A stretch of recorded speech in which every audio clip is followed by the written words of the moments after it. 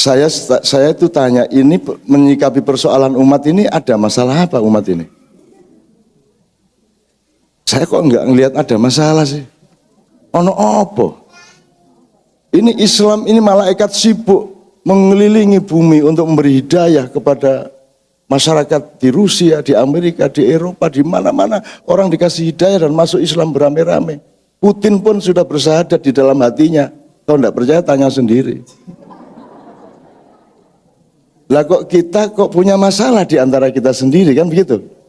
Ini kan agak memalukan di hadapan Allah. Yang gitu. Kalau berdoa nanti agak mandek. Alah, saya sibuk bantuin kamu mengislamkan banyak orang di Amerika setelah 9/11 di Rusia segala macam. Kamu malah bertengkar sendiri soal bid'ah, soal musyrik, soal segala macam. Apa itu? Kamu berdoa tidak saya kabulkan dulu sebelum kalian rukun di seluruh Washington dan seluruh dunia. Itu kira-kira. Kamu kok sibuk amat sama identitas? Mbak, dilihat kelakuan saya itu bagaimana gitu aja loh. Saya ini nyuri apa tidak? Kan gitu kan? Saya ini orang ambisius apa tidak? Saya ini orang yang bisa dipercaya apa tidak? Aman enggak kalau kamu sama saya? Urusan sama saya aman apa enggak? Mbok gitu. Kok yang dilihat kok benderanya apa?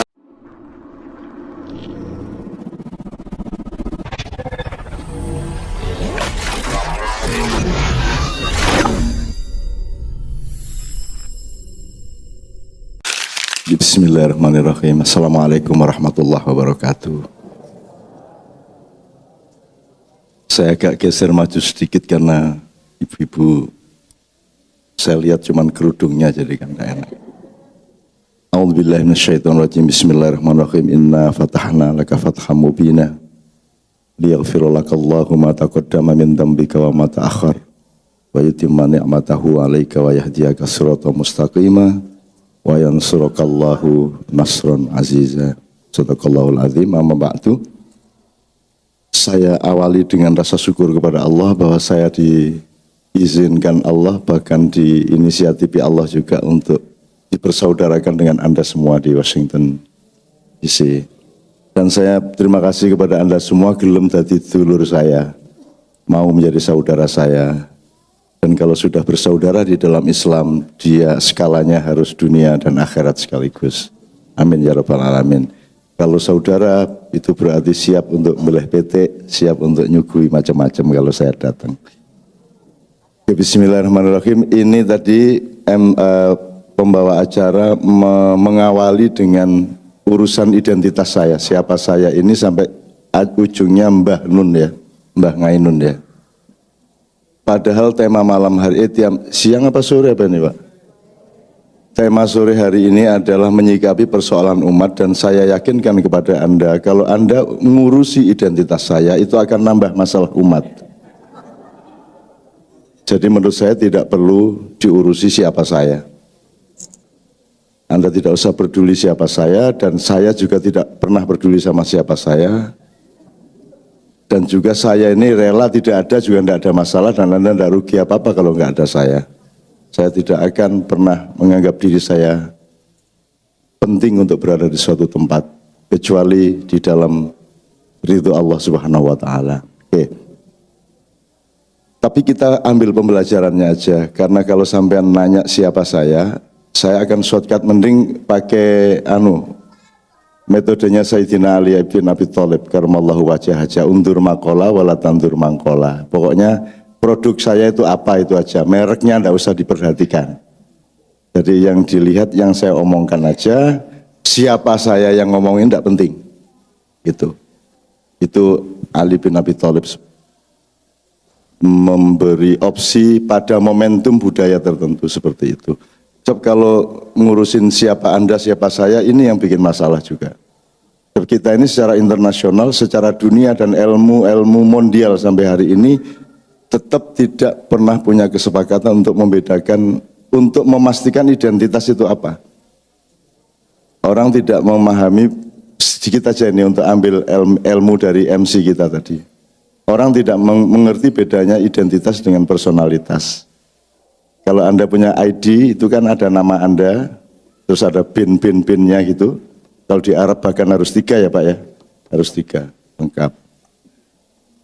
Terus tanggal lahir, tempat tempat dan tanggal lahir dan seterusnya, itu disebut identitas. Padahal itu bukan identitas.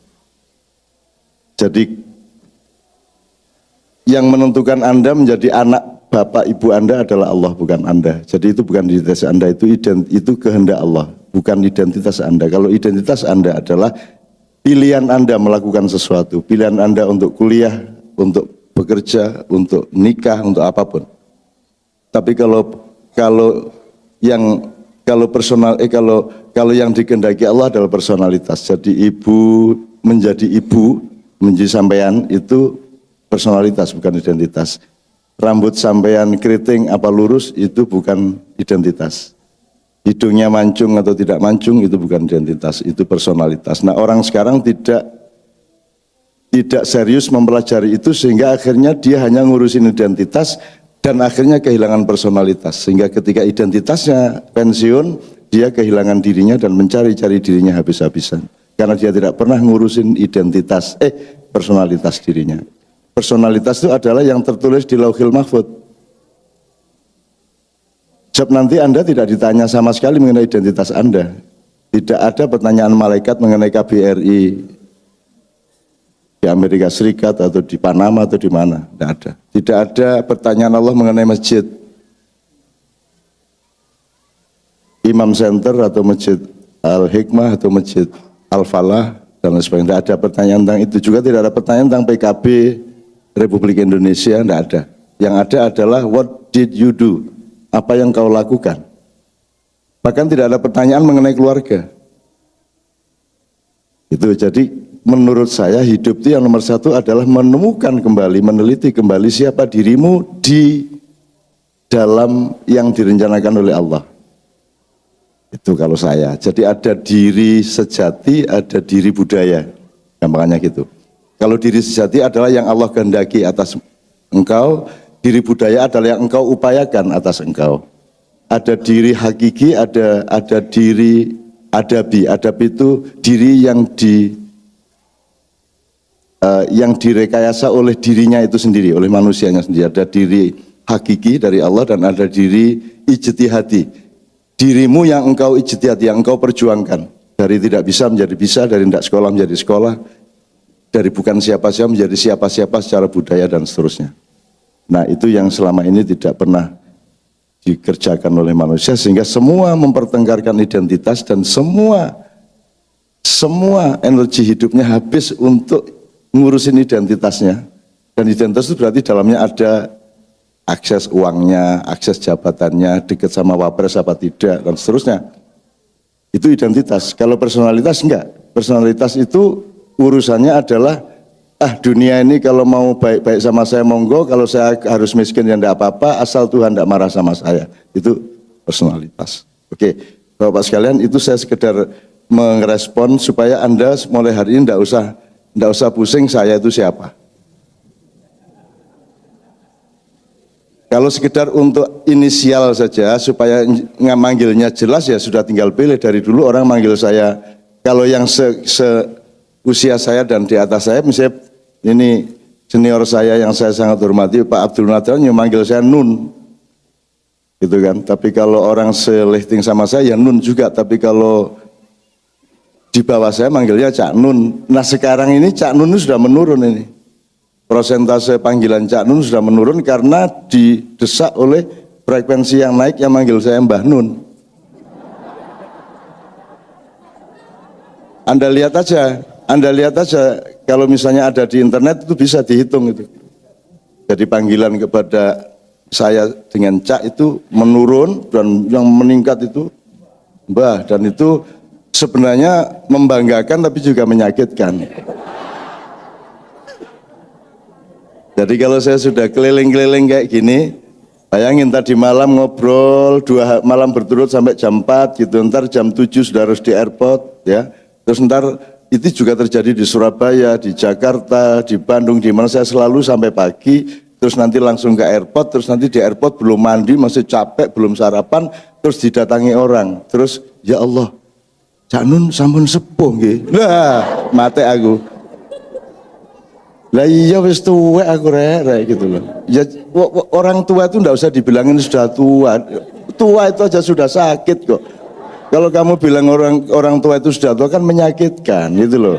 Oh, sudah jelas kaki pincang dibilang cang nanti cang kan gitu kan. Itu ya Bapak sekalian.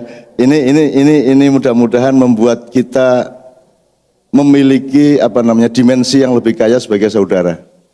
Nggak enak dong kalau bersaudara nggak ada guyonnya, nggak ada mesranya, nggak ada nggarap-nggarapnya gitu ya, ngerjain usil-usil dikit lah gitu ya, dikit dalam batas. Meskipun itu tidak boleh kita lakukan di dalam peristiwa di mana kita harus benar-benar sungguh-sungguh serius tanpa tertawa dan tanpa main-main. Oke, saya akan persegerakan. Saya mohon moderator menegur saya kalau saya berkepanjangan. Saya bahkan akan langsung interaksi sebenarnya semampu-mampu saya. Jadi saya itu tanya, ini menyikapi persoalan umat ini ada masalah apa umat ini? Saya kok enggak ngelihat ada masalah sih. Ono opo? Ini Islam, ini malaikat sibuk mengelilingi bumi untuk memberi hidayah kepada masyarakat di Rusia, di Amerika, di Eropa, di mana-mana orang dikasih hidayah dan masuk Islam beramai-ramai. Putin pun sudah bersahadat di dalam hatinya. Kalau tidak percaya tanya sendiri. Lah kok kita punya masalah di antara kita sendiri kan begitu? Ini kan agak memalukan di hadapan Allah. Yang gitu. Kalau berdoa nanti agak mandek. Allah, saya sibuk bantuin kamu mengislamkan banyak orang di Amerika. Setelah 9/11 di Rusia segala macam, kamu malah bertengkar sendiri soal bid'ah, soal musyrik, soal segala macam. Apa itu? Kamu berdoa tidak saya kabulkan dulu sebelum kalian rukun di seluruh Washington dan seluruh dunia. Itu kira-kira. Itu kan perkiraan saya, bukan Tuhan ngomong begitu benar ya. Tapi kan kita boleh simulasi teman-teman sekalian. Nah jadi saya terus tanya tadi kepada beliau tadi, saya tanya kepada pokoknya yang jemput saya di airport, saya dari Atlanta, terus ngobrol di tempat Pak Joko, saya tanya ini ada masalah apa? Terus ini loh Cak, biasalah khilafiyah soal selawatan, soal tahlilan, soal gitu kan? Soal kenduri boleh apa tidak, kalau salaman habis assalamualaikum warahmatullahi boleh salaman apa tidak itu loh. Kan ada yang salaman tidak boleh gitu kan, karena Rasulullah tidak pernah assalamualaikum terus salaman itu tidak pernah. Nah saya sering ditanya salaman boleh apa enggak, Cak, ojo meneh salaman ngentut ya oleh, ya bilang gitu kan. Main sepak bola ya boleh, main dangdut yang boleh, yang enggak boleh adalah ngentut di masjid, di depan temenmu itu main sepak bola di masjid. Tapi kalau setelah assalamualaikum itu salaman boleh, makan rujak cingur boleh, asal tidak di tempat itu kan gitu. Ya, jadi ini kita cari masalahnya bersama-sama. Menurut saya ini berpanjang, terlalu berbelit-belit masalahnya. Di Indonesia juga terlalu berbelit-belit. Asal-usulnya sebenarnya ada sentimen-sentimen kepentingan ekonomi dan politik antara Saudi, Israel, USA dengan Iran. Asal-usulnya. Jika kemudian ada rekayasa-rekayasa yang antara lain melalui cara berpikir Islam, melalui pandangan-pandangan, kemudian tersebar sengaja maupun tidak sengaja sampai ke Indonesia, sehingga ada multipolarisasi pandangan yang kadang-kadang sangat ekstrim perbedaannya di antara Muslim dengan Muslim sendiri. Dan itu kemudian langsung yang muncul bukan pemikirannya tapi identitasnya. Ya. Jadi yang muncul itu Syiah apa Sunni gitu kan, Islam liberal apa Islam radikal kan gitu kan. Yang muncul itu mereknya. Gitu. Nah saya itu kan ada di semua merek. Saya dalam daftar kafir ada. Ada saya termasuk, jadi tokoh-tokoh kafir Indonesia itu saya ada. Ada, dan saya kalau ketemu orangnya saya goblok-goblokan. Kok kamu baru tahu sekarang? Udah dari dulu saya kafir ya. Terus biyen aku ini nemen kafir ya. Nah, kok kamu baru tahu sekarang, berarti kamu itu kuper kamu itu. Gitu. Saya juga Syiah, dituduh Syiah. Saya juga seolah-olah saya ini bagian dari Islam Nusantara yang kemarin lahir itu. Gitu. Terus, jadi sekarang saya takut ngomong Nusantara. Padahal dari dulu saya tuh ngomong Nusantara untuk romantisme ke Indonesiaan itu saya pakai Nusantara. Ketika saya harus menjelaskan bahwa ini Yunani kuno sama Mesir kuno ini bekerja sama untuk mengubur Nusantara kuno, sehingga sejarah yang Anda pahami mengenai leluhur Anda itu tidak ada bahannya, karena yang mendominasi dunia adalah Yunani kuno. Begitulah orang main drama, begitulah orang bersekolah. Anda harus pakai Anglo-Saxon, Anda harus pakai English language, dan seterusnya. Pokoknya itu ada dominasi Yunani kuno. Terus Nusantara kuno hilang. Dan disembunyikan supaya Anda tidak pernah kenal siapa diri Anda, supaya Anda tidak menghormati leluhur-leluhur Anda. Gitu kira-kira. Nah, dalam situasi-situasi seperti itu saya sering ngomong Nusantara. Nah sekarang saya tidak berani ngomong Nusantara, sebab kalau saya ngomong Nusantara, dia sangka saya anak buahnya Said Agil. Angel di Indonesia ini. Ngomong ini salah, ngomong ngono salah. Soalnya semua kata sudah direkrut oleh identitas-identitas kelompok-kelompok, Pak. Semua kata. Yang belum cuma Allah sama Rasulullah, Dok. Kalau wali itu ya wali songo ya. Ada wali songo, sudah mantep kita sama wali. Sekarang wali itu band. Gerang-gerang wali ya. Saya ngeluh ndasku ini. Sampai Sunan Bonang itu marah sama saya. Nun, ya apa karepe arek-arek itu?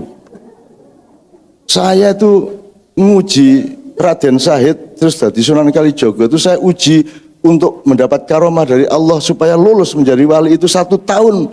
Dia saya suruh berdiri di pinggir sungai menjaga tongkat. Maka kemudian disebut Sunan Kalijogo. Itu 1 tahun.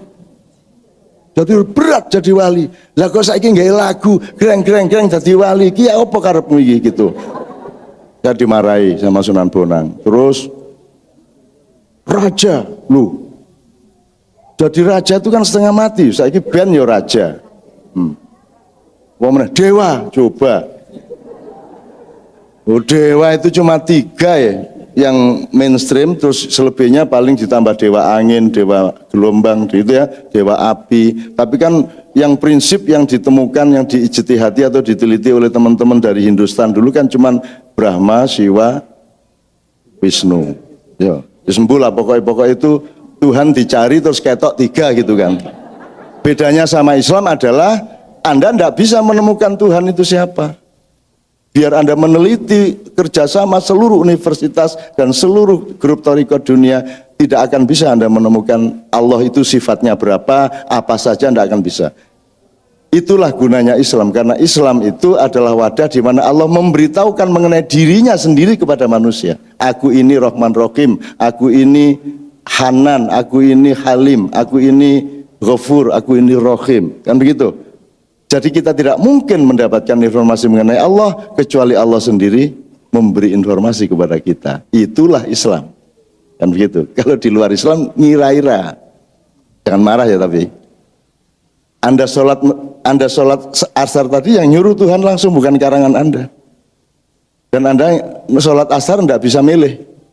Aku sholat asar ini saya masih banyak kerjaan ini, saya sholat asarnya jam 11 malam aja, tidak bisa. Dan itu Anda harus 5 waktu itu betul-betul namanya dari Tuhan, itu dari Allah. Anda tidak bisa ngarang aku ibadahnya hari Minggu aja lah, pas libur, tidak bisa. Terus caranya ibadah Allahu Akbar dan seterusnya, itu juga Tuhan yang menentukan melalui ilhamnya kepada Rasulullah. Anda tidak bisa terus sholat kreatif pakai gerak cimande, tidak bisa. Allahu Akbar. Sami Allahu liman hamidah. Enggak bisa itu ya. Oke, sekarang jadi saya ingin ngomong ini, tapi kita tentukan dulu agak akademis sedikit lah. Metodologinya apa ini soal bid'ah, soal segala macam tadi. Ya, ini saya terpaksa nyaretin dikit ini. Kita pendataan dulu. Terus untuk itu kita sudah menyepakati metodologinya. Tapi ini juga jangan terlalu serem-serem ya. Kemudian baru kita setelah pendataan baru analisis, baru kita cari konklusi nanti pada jam berapa nanti endingnya, jam 7 iya jam 7 nanti. Jadi gini, pertama yang harus kita sepakati begini, orang Islam itu disebut muslim atau disebut tidak muslim itu pertimbangannya atau metodenya kuantitatif apa kualitatif, jasadiah atau ruhiyah, ngerti maksudnya? Atau kedua-duanya dengan persentase yang maksudnya gini loh. Apakah kalau saya pakai peci berarti saya muslim? Bahkan apakah kalau saya sholat sampai sujud, apa berarti saya muslim? Menurut siapa? Menurut Anda? Menurut Allah kira-kira muslim atau bukan? Yakin? Belum kan?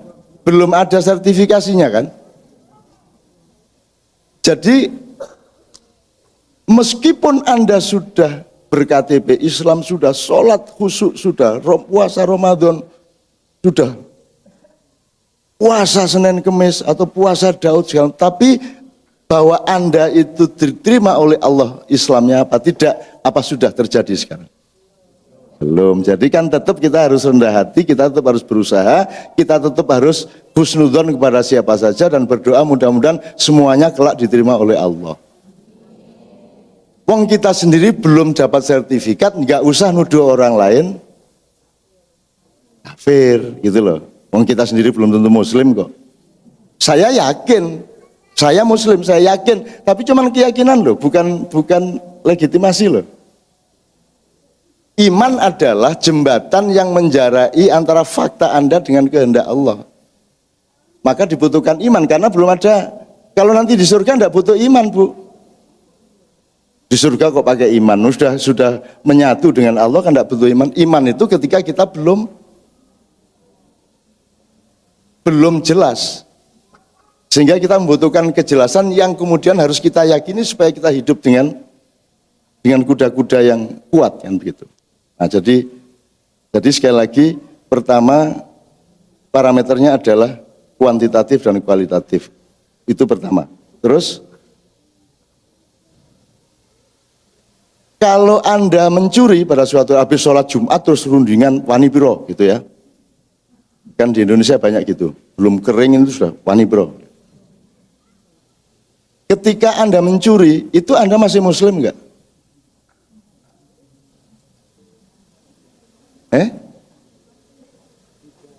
Ketika Anda mencuri itu kita masih muslim enggak? Atau maka kita harus rendah hati satu sama lain. Situ bilang masih, situ bilang tidak. Coba lah, nyeneng no tau urip iki. Oke, gini aja. Peristiwa mencuri itu peristiwa Islam apa peristiwa kufur? Kufur. Nah, pelakunya kafir apa muslim?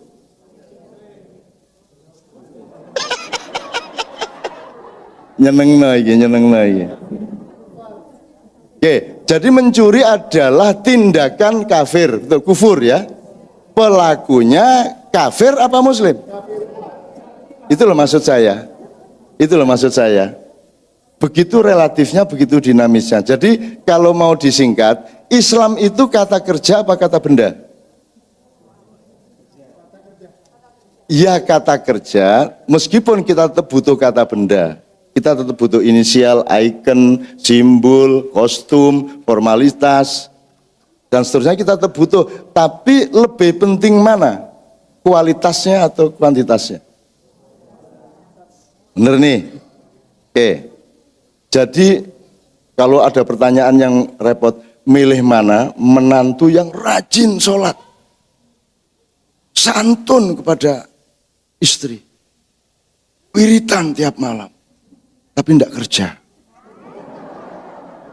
Saking sibuknya wiritan. Ayo, milih mana? Ini yang satunya rajin kerja, juga baik sama istrinya, cuman malas sholat. Milih mana sampean? Lah iya, kan sebenarnya hidup kita kan di antara dua itu. Tentu saja pilihan kita adalah ya rajin sholat, ya rajin kerja, kan gitu ya. Ya tapi ya golek dhewe kono. Itu ya. Enggak, saya tidak ngeklaim apa-apa loh ya. Saya cuma membukakan cara kita melihat kan harus tepat gitu loh. Sesuatu itu statis apa dinamis. Islam itu kan bersifat ya statis ya dinamis. Ya kuantitatif ya kualitatif. Kalau saya harus menentukan kuantitas saya muslim. Tapi apakah secara kualitatif saya muslim atau tidak, siapa yang punya? Nah, jadi siapa yang punya otoritas untuk menyebut kamu itu berlaku haram apa bid'ah apa halal? Boleh nggak saya bilang bid'ah kamu? Boleh? Boleh? Oke. Kafir kamu?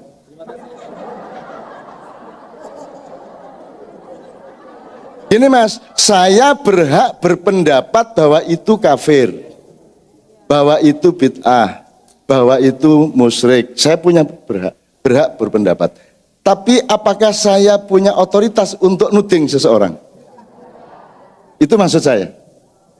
Nah, monggo ini bukan keputusan saya. Ini keputusan Anda. Saya itu cuma bukain. Menurut Anda gini, meso boleh enggak? Ngerti yang orang Jawa, meso? Meso itu kan saya tiap hari meso, Mas. Di dalam hati saya. Kalau kepada Anda, misui namanya.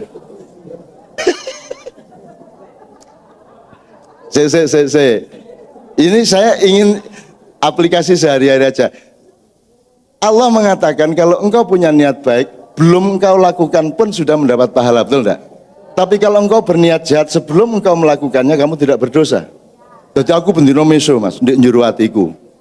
Ya, cuk, opel. Ya. Tapi saya tidak pernah nuding orang. Saya tidak pernah nuding orang. Sebab kalau nuding orang namanya bukan misuh, tapi misui. Tanya yang orang Surabaya, ya. Misui. Misui itu peristiwa sosial. Kalau misuh peristiwa individu, karena ada di dalam diri saya sendiri. Sama dengan jangan marah kepada anak dengan unsur amarah. Marahlah tapi tanpa amarah. Karena marah kepada anak itu harus tepat di saat dimana dia membutuhkan dimarahi demi pendidikan.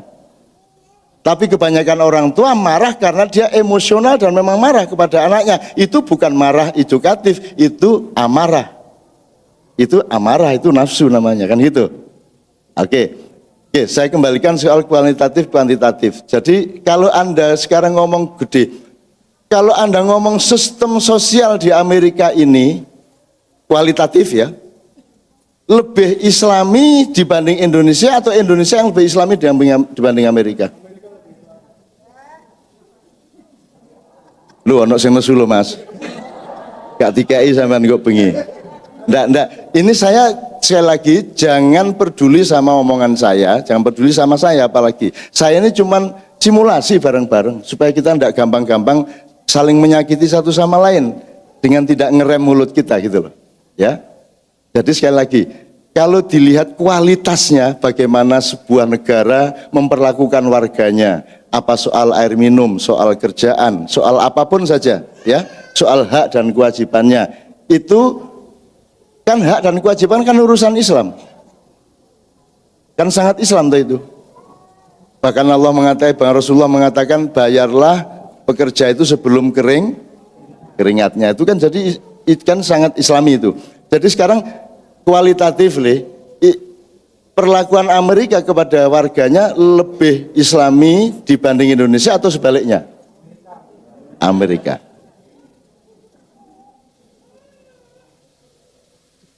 Milih mana, Amerika apa Indonesia?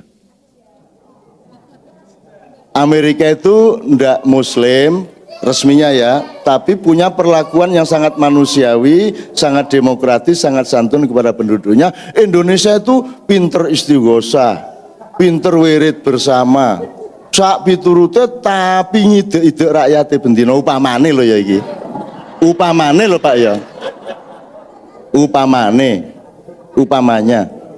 Ini saya cuman kitab ini pembelajaran kuantitatif kualitatif.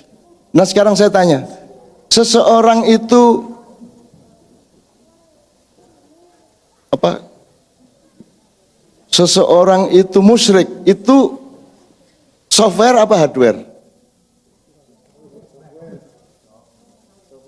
Software. Kalau software bisa nggak kita tahu seseorang itu musyrik atau tidak? Nah, indikatornya kan hardware Mas ya. Minimum display dari software itu. Gitu ya Mas. Pokoknya ketok moto gitu ya. Kelihatan mata. Selama ini kita terbiasa untuk melihat softwarenya apa melihat display atau indikator dari software itu? Kan kita lebih ngelihat indikatornya. Tapi sebenarnya letaknya saya ini musyrik apa tidak itu apa di yang kelihatan pada saya atau di pikiran saya atau di hati saya. Jadi tahu nggak? Gini, ini kan soal syirik, ini kan soal niatnya dia fokus sama Allah apa tidak. Allah Al-Ahad atau atau Allah itu ada yang lain, ada yang dituhankan selain Allah, baru itu yang namanya syirik kan gitu. Nah jadi syirik itu letaknya di dalam software kita apa di luar. Jadi misalnya saya pakai ake, apakah saya pakai ake ini berarti saya syirik? Nanti dulu, ojo, enggak tentu ya, Anda enggak tentu jadi lumayan. Jadi lumayan, itu sama dengan orang Madura itu. Orang Madura kalau ditanya apa hukumnya makan nasi, Pak? Oh, enggak tentu, Mas. Lu kok enggak tentu lah, kalau nasinya curian ya haram, Mas. Apa hukumnya makan sate ayam? Oh, enggak tentu. Belum tentu itu. Lah ayamnya ayam tetangga apa ayamnya sendiri kan begitu. Nah, jadi sebenarnya kan enggak bisa kita judge gitu, Mas ya. Kita harus rendah hati satu sama lain sebenarnya. Nggak bisa tahu kita dia musyrik apa tidak karena alamalu binniyah. Gitu ya Mas ya? Benar nggak Bu? Jadi kalau bisa ayo kita saling memaklumi, saling mendoakan, saling berhusnudzon, mudah-mudahan kita semua diberi petunjuk oleh Allah. Sekarang di sini taruhannya 11 apa 23? Enggak, sejauh ini 11 apa 23? 11 ya? Lu katanya banyak NO, katanya banyak nahdiyinnya, kok 11? Yang benar yang mana Bu, 11 apa 23? Ya Bu? Beliau sudah menjawab benar semua. Benar semua, bahkan tarweh itu 300 rakaat boleh enggak Ustaz? Boleh, ditambah 3 witir kan itu. Jadi daripada berdebat 23 apa 11, mbok sudah tarweh 100 rakaat. Biar modar itu ya. Atau gini, di Indonesia juga sudah mereda pertentangan mengenai tarweh 23 11, sudah enggak penting lagi, enggak ada yang teraweh kok. Apa meneh salat subuh, kunut apa ndak kunut, lah apa rame sampean ngoyo gak sembahyang subuh kabeh ae lho. Gitu ya Mas ya. Oke. Ini saya ini saya mencari kesepakatan metodologis saja untuk mengukur sesuatu yang endingnya nanti soal bid'ah, syirik dan seterusnya. Kalau Muhammadiyah menyebutnya TBC. TBC itu takhayul bid'ah khurafat, itu TBC, itu labelnya Muhammadiyah. Tuh. Tapi di sini kan nggak ada NU Muhammadiyah tuh. Bareng tuh di sini. Itu yang namanya identitas. Kan nggak penting tuh, Muhammadiyah tuh nggak ada, nggak apa-apa tuh Bu. Nggak masalah tuh, nggak ada NU juga nggak masalah tuh Bu. Loh kalau masalah terus ya enggak masalah dong, enggak ada kita aja enggak ada masalah kok. Jadi jangan diagamakan itu NU, jangan diagamakan itu PKS, jangan diagamakan itu Hizbut Tahrir, jangan diagamakan Muhammad, jangan diagamakan Ahlus Sunnah, jangan diagamakan Syiah.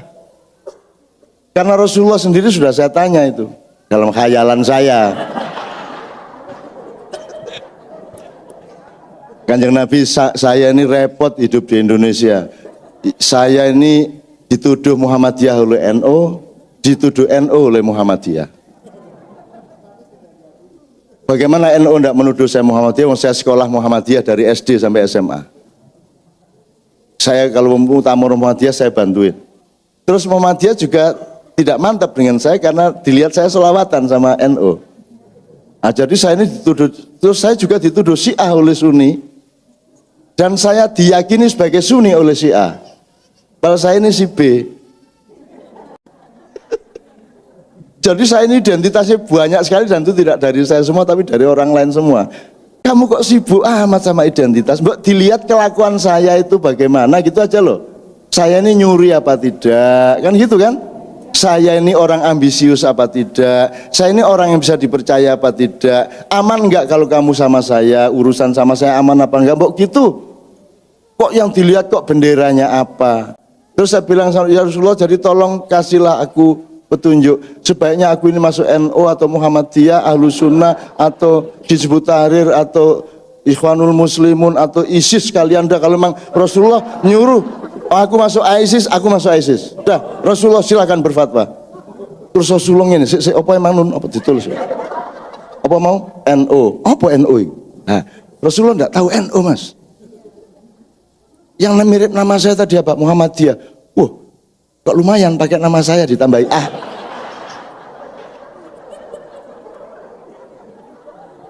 Lah Rasulullah itu ndak NU, ndak Muhammadiyah, ndak Sunni, ndak Syiah, ndak Hizbut Tahrir, ndak PKS, ndak PKB. Kita ini bertengkar tiap hari berdasarkan identitas itu. Sampai orang kecelakaan itu loh. Ditanya sih. Serek. Siapa itu? Oh, Golkar itu. Oh, jadi ditolong. Jangan ditolong. Itu. Akhirnya nggak ditolong. Akhirnya yang kecelakaan, hei, aku NU, hei, NU.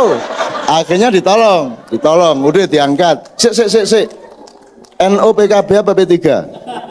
PKB. Itu semai mata ini. PKB. PKB Muhammad sampai PKB Gus Dur. Kamu di muktamar NU di Jombang berpihak pada Ahwa apa ADART? Pek mate arek. Jadi ibu sekalian, mari kita nggak mubadir ya Bu ya. Mari kita efisien untuk kebaikan. Fastabikul khairat. Itu gitu nggak apa-apa diomongin asal untuk guyon-guyon gitu ya Bu ya. Gitu loh, jangan bertengkar beneran gitu loh. Ya kalau nyek-nyekan kan wajib menurut kita loh ya. Masa enggak nyek-nyekan? Suami istri aja nyek-nyekan kok. Suami istri aja ya begitulah saling mencela, dul ya betul gitu kan. Jadi ada suami istri yang laki-lakinya manggil istrinya yem. Kalau istrinya manggil suaminya dul kan gitu. Dan begitu ketemu di kamar jadi bodoh dua-duanya. Iki gunungnya sapa, Dek?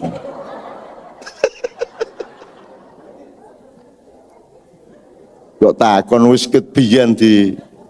Oke, mohon maaf saya agak kasar-kasar sedikit sehingga identitas saya jelas. Adalah orang yang kalau ngomong enggak karu-karuan. Itu ya Mas ya. Ya jadi saya jadi gitu. Oke. Kemudian gini. Ibu-ibu saya tanya, bapak saya enggak tanya, biarin. Bapak itu sudah beres lah, mereka scholar. Kalau ibu-ibu ini kan Bu, cari satu benda, satu hal, satu peristiwa atau apapun dalam hidup ini yang tidak terkait sama Allah. Apa saja? Apa benda, apa sesuatu atau peristiwa atau apapun saja yang tidak ada hubungannya sama Allah.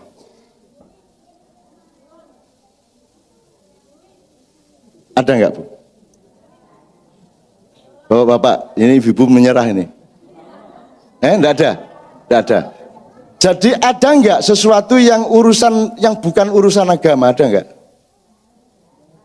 Karena kalau Allah hadir, berarti dia melalui formula yang dia sebut ad-din atau agama. Nah, kalau tidak ada sesuatu yang tidak terkait sama Allah, berarti semua hal itu adalah urusan agama. Betul enggak? Udah, sampean sebut apa udah? Dolar. Dolar nggak ada hubungannya sama agama.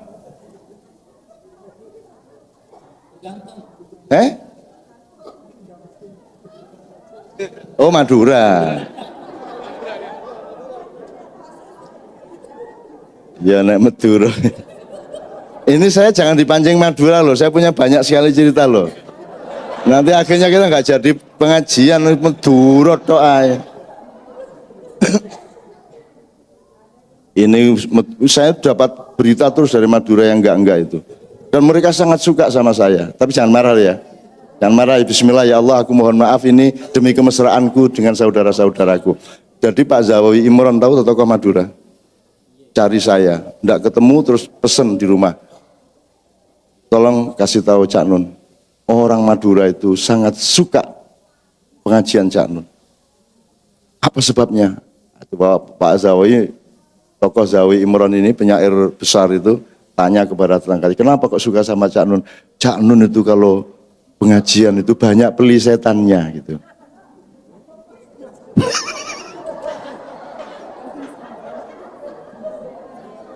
Mohon maaf yang enggak paham ya. Lah orang Madura itu kan mulutnya nggak karu-karuan. Oh pelesetan kok. Nggak bisa ngomong pelesetan tuh nggak bisa.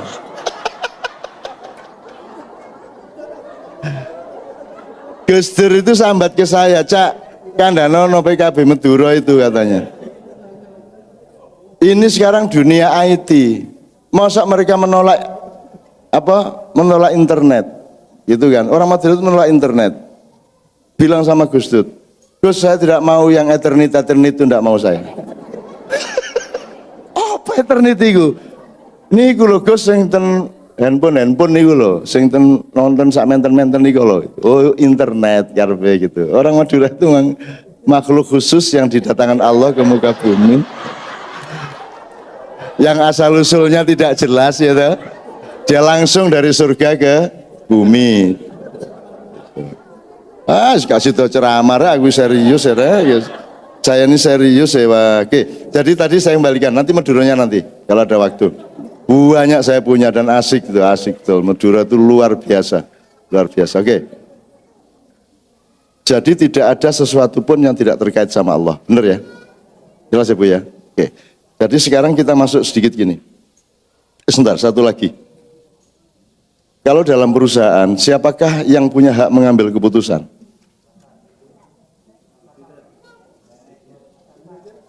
Apa Mas?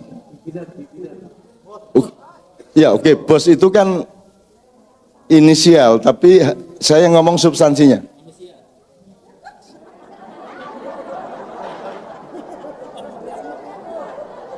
Yo, aduh sampian nih. Ya masa ono perusahaan bedes re. Madura, Pak hati-hati ya kalau Oktober ini sampai ada kerusuhan itu hati-hati kalau sama orang Madura. Hati-hati. Nah, wah belok terus nanti sampai menang sih ya. Oke, dalam perusahaan Anda ini pakai logika aja, yang punya hak mengambil keputusan adalah pemilik saham, jelas nggak? Jelas ya? Nah pemilik saham itu diwakili mungkin oleh ya owner, komisaris gitu ya. Terus dia memandatkan sesuatu kepada direkturnya, direktur utama dan bawahannya dipinjami mandat atau dimandati untuk pengambilan keputusan yang sifatnya teknis. Tapi sifatnya policy yang mengambil keputusan adalah owner, kan begitu? Oke, kira-kira seperti itulah. Nah kalau di negara, kalau dalam struktur negara kan sebenarnya ada susunan seperti itu. Tapi saya nggak usah ngomongkan nanti jadi ngomong Indonesia. Saya sekarang tanya begini, siapa yang punya hak untuk menentukan itu boleh dan itu tidak boleh dalam hidup Anda? Yang punya saham.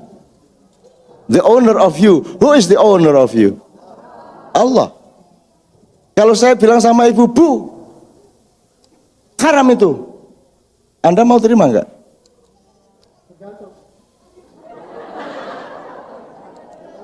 Wah, gitu rusak Madura temen ya. Enggak, maksud saya ini, saya kan tidak punya saham apa-apa dalam kehidupan sampean, betul enggak? Enggak pernah berjasa, enggak pernah sumbang apa-apa, enggak pernah ngasih kerjaan, enggak pernah ngasih makan. I do nothing terhadap hidup Anda, sehingga saya tidak punya hak apa-apa terhadap Anda. Biar Anda jungkir balik, saya bisanya diem aja. Gitu kan Bu ya?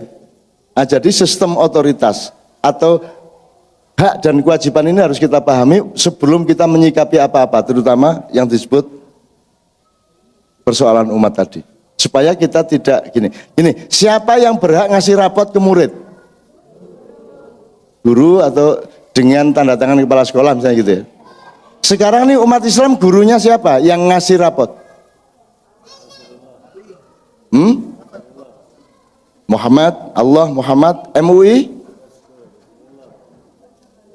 Oke, tapi prinsipnya jelas ya Bu ya, bahwa murid itu yang ngerapoti adalah guru. Kalau kamu itu muslim baik atau tidak, musyrik atau pelaku bid'ah atau tidak, siapa yang kasih rapot Anda? Boleh nggak saya kasih rapot Anda? Boleh nggak sesama murid ngasih rapot? Bukan soal boleh nggak boleh misalnya, tapi kan juga tidak pada tempatnya gitu. Jadi kenapa seorang warga negara punya hak? Karena dia punya saham atas negaranya. Karena dia pemilik negara itu kan gitu. Dan dia juga menjalankan kewajiban dan patuh kepada aturan-aturannya. Karena dia menjalankan kewajiban, maka dia punya hak. Orang tidak punya hak sebelum menjalankan kewajiban, benar tidak Bu? Anda berdoanya sebelum sholat apa sudah sholat? Nah setelah Anda menjalankan kewajiban, baru Anda punya hak untuk, ya Allah saya sudah sholat 4 rakaat loh, tolong dong, gitu kan? Kan nggak berdoa dulu terus, ya Allah kabulkan, kalau nggak dikabulkan aku nggak sholat, gitu. Nggak boleh gitu toh. Ya Bu ya. Jadi kita mesti ngerti hak dan kewajiban baik horizontal maupun vertikal. Sekarang gini, terakhir sebelum kita masuk ke masalah yang dimaksudkan persoalan umat. Ibu ngerti bedanya ibadah mahdhah sama ibadah muamalah? Atau ibadah ghairu mahdhah? Saya kira Islam itu menjadi agama karena dia punya ibadah mahdhah. Yang lain tidak punya ibadah mahdhah. What is ibadah mahdhah? Ibadah mahdhah adalah perintah dari Allah langsung kepada kita melalui Rasulullah ya. Jadi misalnya rukun Islam, bersyahadat, itu ibadah mahdhah.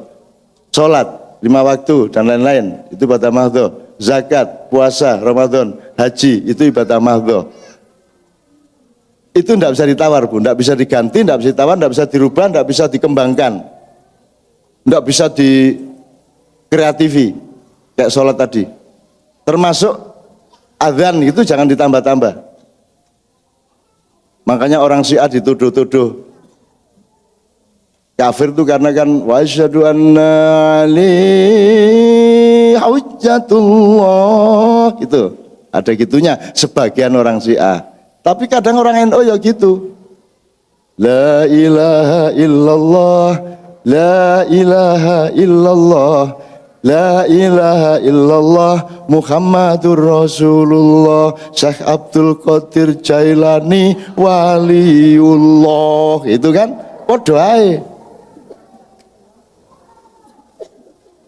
Ono meneh sing Islam Kejawen Solo. Muhammadur Rasulullah, Jokowi Satrio Piningit, ya gitu. Ono meneh wis meneh wis. Gak melok-melok ya wis. Jadi Bu ya, ngerti ibadah mahdhah. Mahdhah adalah rukun Islam, sesuatu yang dari atas. Kalau ibadah muamalah dari manusia ke Allah, ibadah mahdhah dari Allah ke kita. Itu ya Bu ya. Yang dari Allah ke kita itu ya, kalau sifatnya instruksional ya rukun Islam itu. Dan di Al-Quran jumlahnya 3,5% ayatnya. Sehingga yang tersisa 96,5% adalah ibadah muamalah. Kalau ibadah muamalah adalah cara kita untuk meningkatkan iman, untuk selalu ingat Allah, supaya kita ingat Rasulullah, terus kita membuat sesuatu tapi di luar ibadah mahdhah, di luar sholat, di luar yang resmi dari Allah. Misalnya wiritan, la ilaha illallah, la ilaha illallah, la ilaha illallah, ya Rahman ya Rahim, ya Rahman ya Rahim, ya Hafidh Fatni, ya Hafidh Fatni. Itu kan bukan ibadah mahdhah. Allah tidak nyuruh dan tidak mewajibkan, tapi Anda melakukannya demi supaya waktu dan energimu itu penuh oleh hubungan dengan Allah dan Rasulullah, kan begitu. Itu namanya ibadah muamalah. Ibadah muamalah itu kalau di beberapa tempat kemarin itu gini aja. Kalau ketela Bu, itu bisa dijadikan apa? Ibu-ibu, geduk, bola, tape, peyem, keripik, senternya. Ibu bersyukur ada ketela, tapi kan nggak langsung dijebol terus dikerakoti lah, gak? Ya toh, dipikir terus di eksperimentasi akhirnya jadi geduk. Ada yang bikin peyem, ada yang jadi kolak segala macam.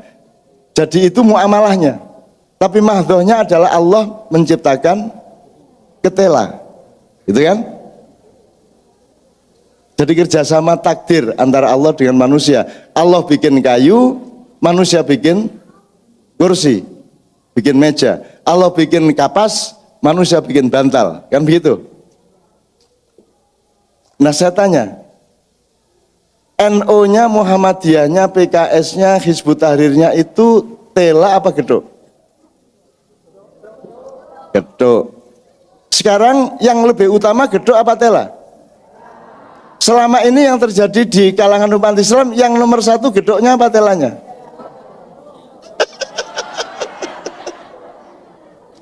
Yang terjadi, yang banyak terjadi adalah geduk diperlakukan sebagai ketela. Betul nggak Bu? Padahal kuncinya ketela, geduknya itu silakan. Ada beda antara geduk sama kolak, nggak ada masalah. Ada yang 11 rakaat dan 23 rakaat. Ada yang sholawatan cukup di dalam sholat, ada sholawatan yang ditambahin di luar. Ditambah sampai ilir-ilir, sampai apa segala macam, segala masalah. Angger jangan dimasukkan ke dalam ibadah mahdhoh. Kan gitu. Boleh nggak saya olahraga? Masya Allah, Masya Allah, maha besar engkau yang telah memberikan otot-ototku, ya Allah. Ya Allah, engkau maha besar, lihat ini jari-jariku. Siapa lagi kecuali engkau yang bisa memiliki ide untuk menciptakan 5 jari yang berbeda-beda satu sama lain. Ya Allah, gitu. Bagus nggak saya memuji Allah seperti itu? Loh Bu, bagus enggak Bu? Loh Bu, bagus enggak? Lu kan takut tuh. Bagus enggak? Lucu, ya oke lucu. Jadi kalau saya gitu itu kan seperti zikir toh. Berfungsi zikir kan, ya Allah, masya Allah, matur nuwun ya Allah. Yang enggak boleh adalah tengah-tengah sholat ngene aku. Sami Allah liman hamidah, ya Allah, tanganku ini, aku sih enggak boleh. Jadi ibadah mahdhoh take it or leave it, enggak boleh diganggu. Wajib seperti itu, kamu lakukan atau kamu tinggalkan, kan gitu. Tapi kalau ibadah muamalah silahkan, asal tidak melanggar syariat. Itu Bu ya. Bu, yang saya maksud gini-gini tadi itu ibu itu ngilu ya. Tak kasih tambahan beberapa menit ya, nanti saya dikasih tahu. Untuk bersyukur itu tidak perlu gaji besar, tidak perlu menjadi siapa-siapa. Saya ini nggak pernah jadi apa-apa. Belas tidak pernah jadi apa-apa dan tidak pernah mencalonkan diri jadi apapun. Saya nyalonin diri jadi suami itu pun ngawur sikat langsung gitu. Pokoknya langsung tak lamar gitu aja, gak ganggu sir-siran, ganggu apa, tak lamar naik. Jadi jelas, tidak usah berspekulasi dan bertele-tele. Wah, pacaran dulu, penjajakan. Wah, terus diantar ke mall. Wah, nonton terus kedawan. Pokoknya teko belum dadi bojoku. Ah, ngono, dicudai saya. Tapi kan jelas masalahnya gitu loh. Yang jelas gitu loh, hidup itu bertele-tele ndak karu-karuan, itu jelas begitu. Nah, dia lupa. Dia tidak mengerti biologi, dia tidak mengerti ilmu frekuensi, dia tidak mengerti ilmu gelombang. Dia meludahi saya itu adalah memang target saya. Karena dia meludahi saya di Senayan ini di warung. Pure gini. Nah, zat-zat Novia kalau pakai menyatu.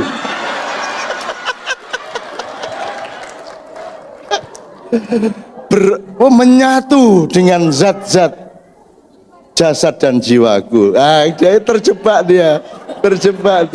Maka kasih tahu anak-anak perawan-perawan bujangan meludahi laki-laki ya, daripada ntar kena bener loh ya. Ah, gitu. Oke.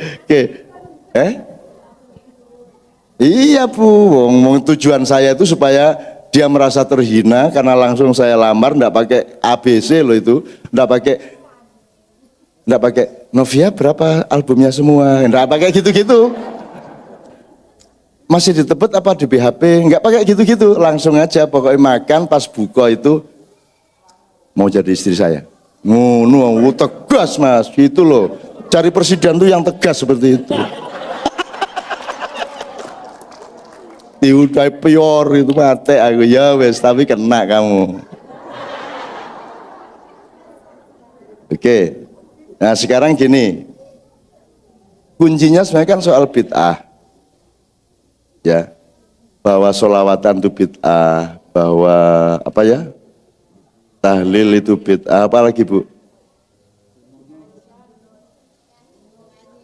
Nyanyi, ya, that is bid'ah. Apa itu namanya? Poligami.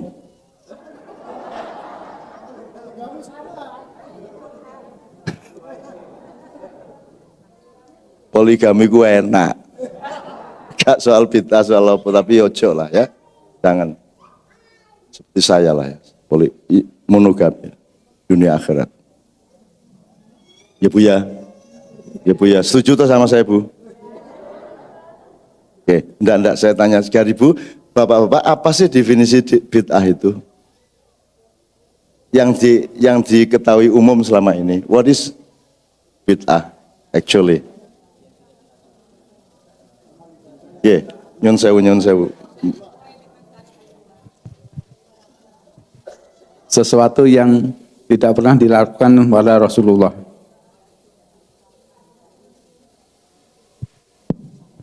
Sesuatu yang tidak pernah dilakukan Rasulullah, tidak pernah diperintahkan, dan tidak pernah dianjurkan. Kira-kira gitu ya? Oke? Ada skalanya enggak? Skalanya di mana? Dimensi. Maksud kok dimensi? Mas, skala itu begini loh Mas. Skalanya begini. Suami istri berhak tidur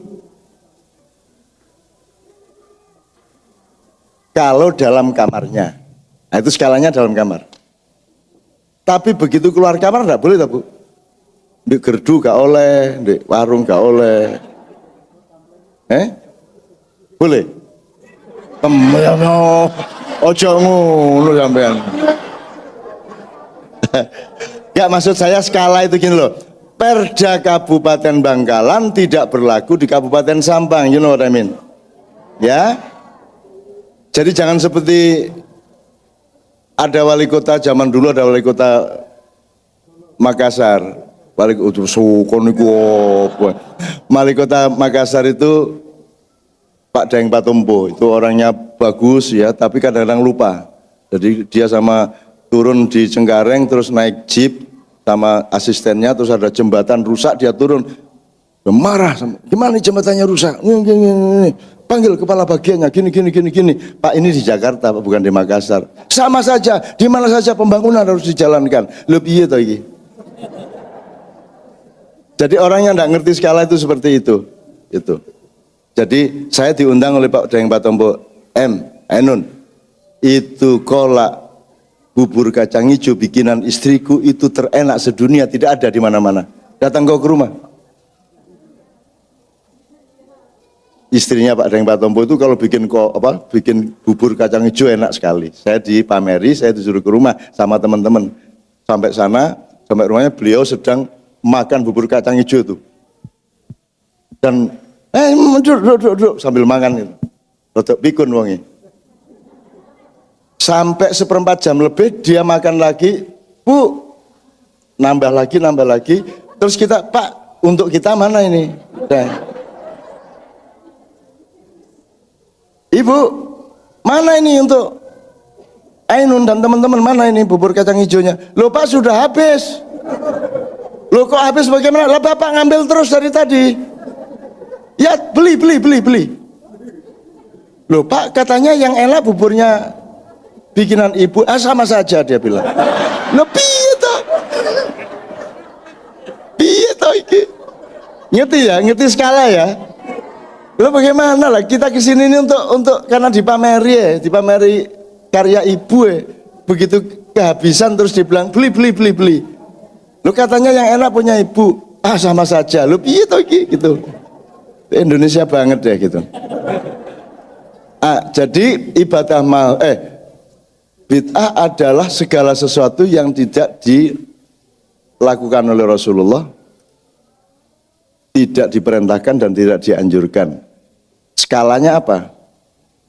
Kualitatif apa kuantitatif? Ibadah madhoh, ibadah muamalah, urusan agama, urusan non agama, atau yang mana skalanya? Di urusan agama. Tadi dikatakan bahwa tidak ada sesuatu yang bukan urusan agama. Semua itu urusan agama. Kencing urusan agama, dolar urusan agama.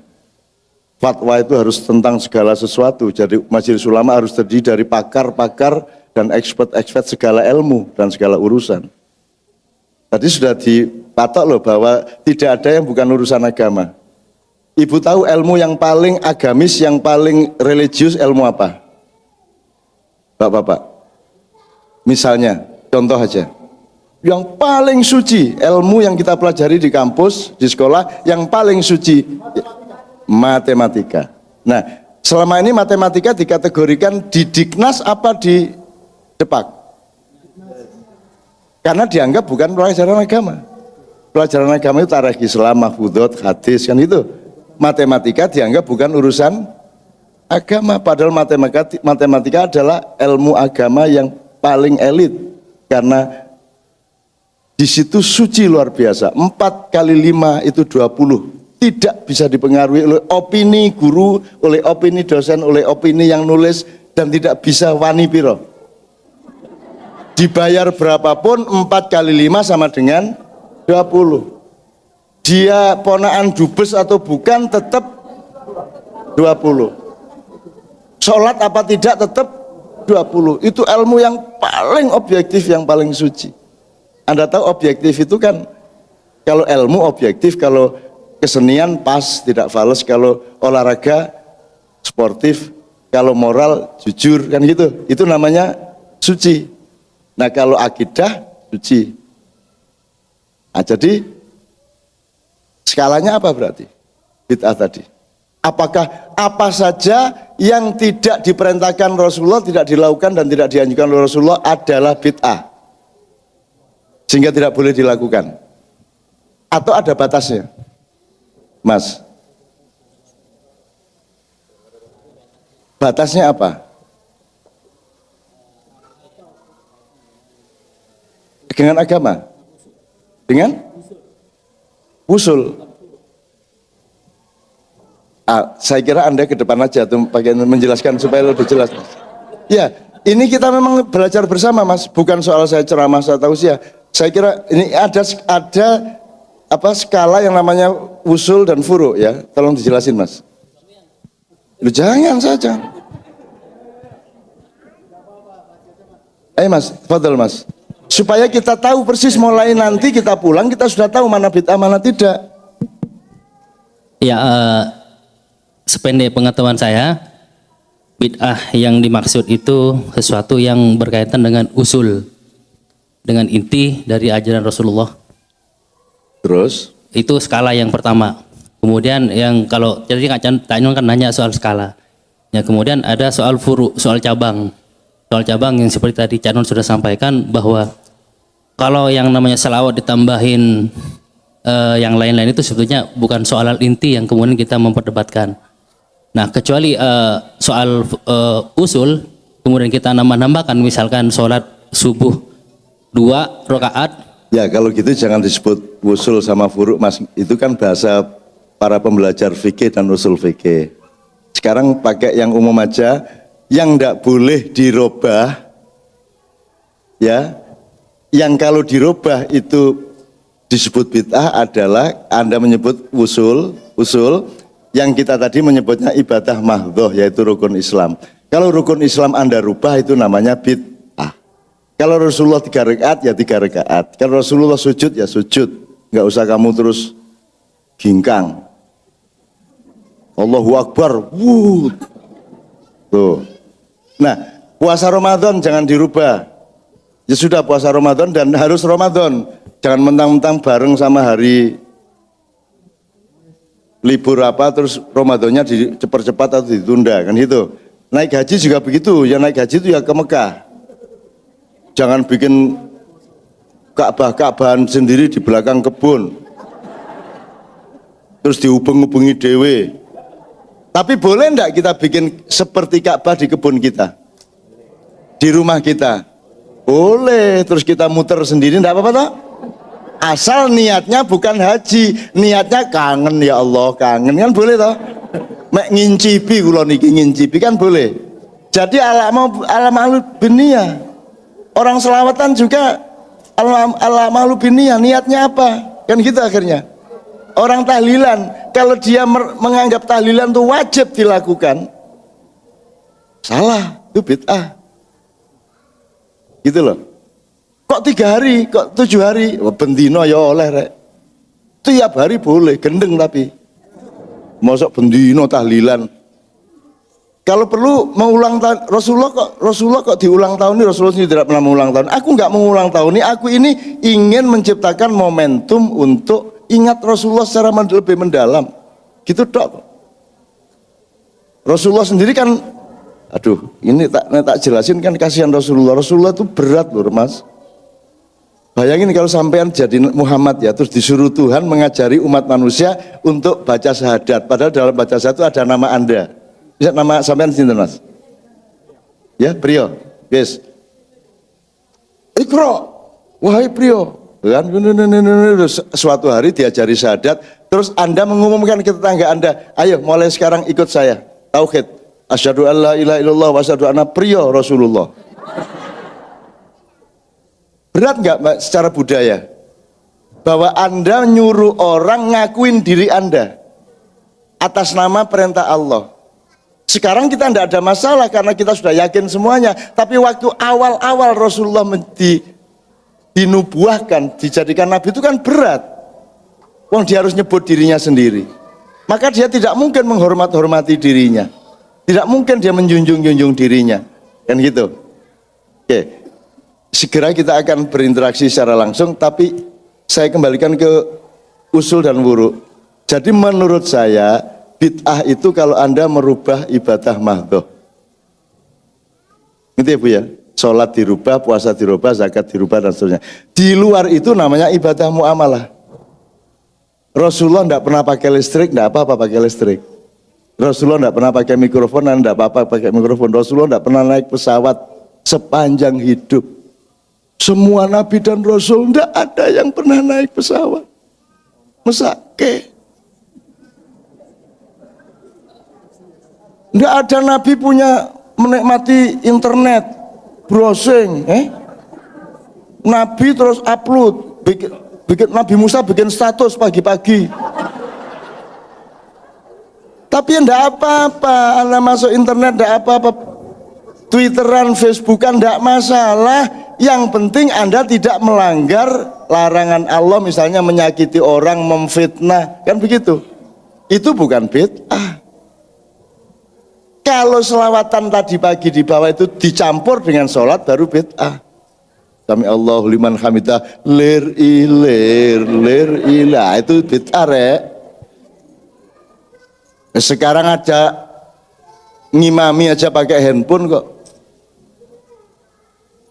Tahiyat ya Mas. At-tahiyatun barakatuh. Terus ini Mas.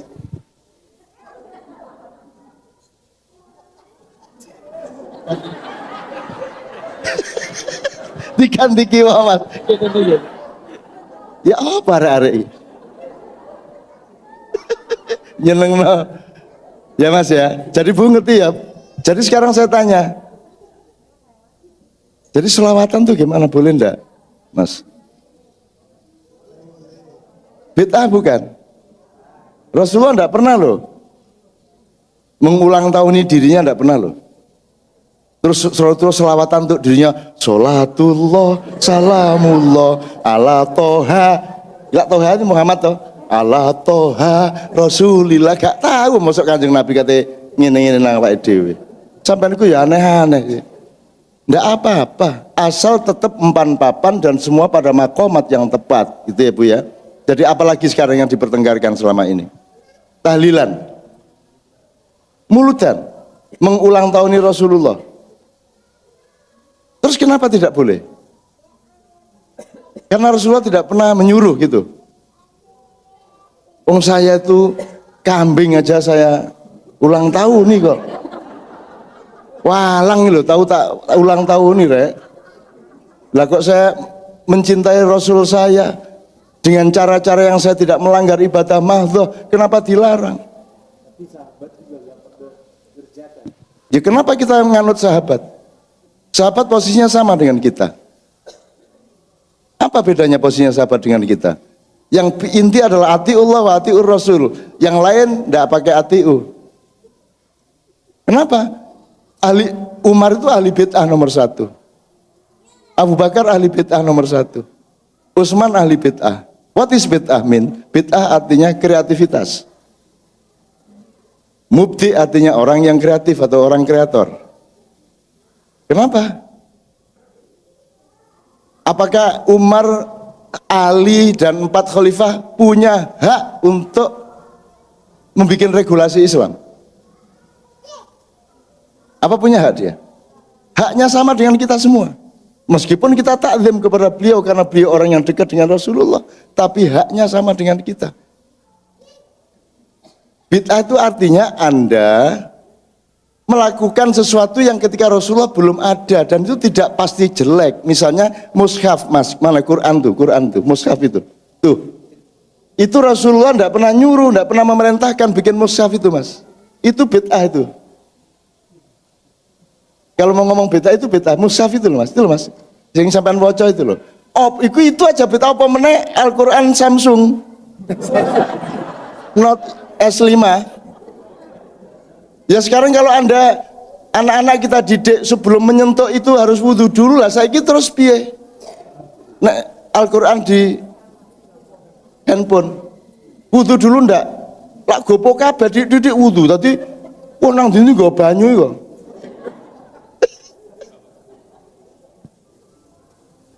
Ya itu kan bagus juga. Itu kan untuk pendidikan anak-anak supaya menghormati Quran. Qurannya bukan itu, Mas. Qurannya yang dimuat oleh mushaf itu. Qurannya itu kualitatif, cuman bunyi yang dari Allah disampaikan Jibril melalui Rasulullah. Ketika Rasulullah hidup, itu semua dihafal di dalam pikiran umat Islam dan tidak ada teksnya. Teksnya mulai Utsman yang dirumuskan sampai lengkap seperti itu. Itu juga bid'ah. Jadi sekarang tolong bid'ah itu jangan diartikan sesuatu yang jelek. Bid'ah itu sesuatu usaha untuk mengaplikasi Islam supaya lebih mudah difahami dan dilaksanakan. Tinggal ukurannya, ini melanggar syariah apa tidak, kan gitu.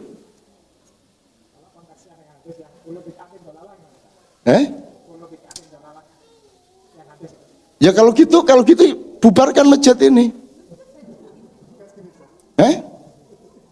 Apalagi ini bekas gereja.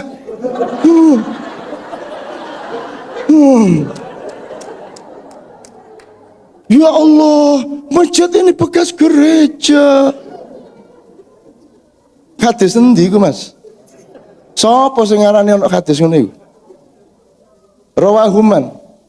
Hadis itu harus kita hormati, tapi tolong tahu hadis itu Anda harus melakukan verifikasi terus menerus karena sampai hari ini verifikasinya belum selesai. Saya kasih contoh, i'mal lidunya kakak anak kata insya abadan wa mali akhiratika kakak anak kata mudhugoda, itu menurut profesor peneliti di ujung pandang, profesor siapa saya lupa di UN, itu hadis palsu.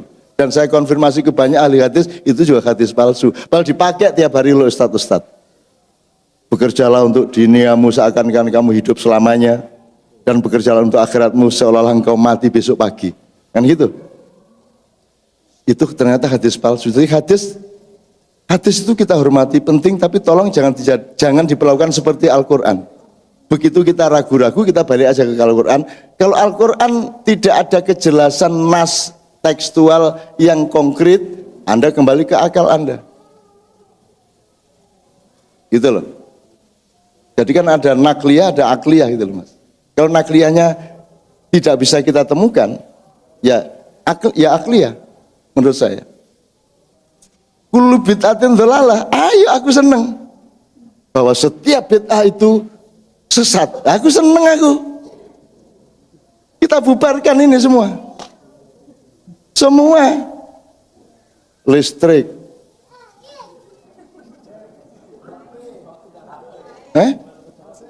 Pesawat udara, jadi menaik haji berangkang karo ngelangi kan ya.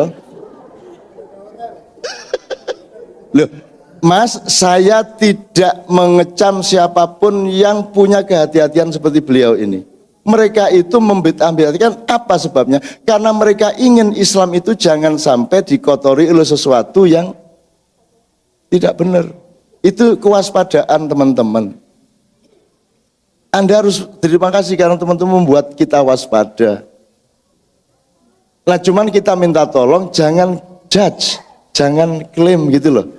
Diperingatkan baik-baik bil hikmati wal mau'izatil hasanah. Kalau bisa rundeng daripada main kuasa, main polisi, main keputusan, mbak sudah didiskusikan berkala. Gimana sih persisnya soal bid'ah ini, kita panggil ahli-ahli dari berbagai bidang yang mungkin bertentangan satu sama lain, kita himpun semuanya supaya kita mendapat pengetahuan yang lebih tepat mengenai bid'ah dan seterusnya itu.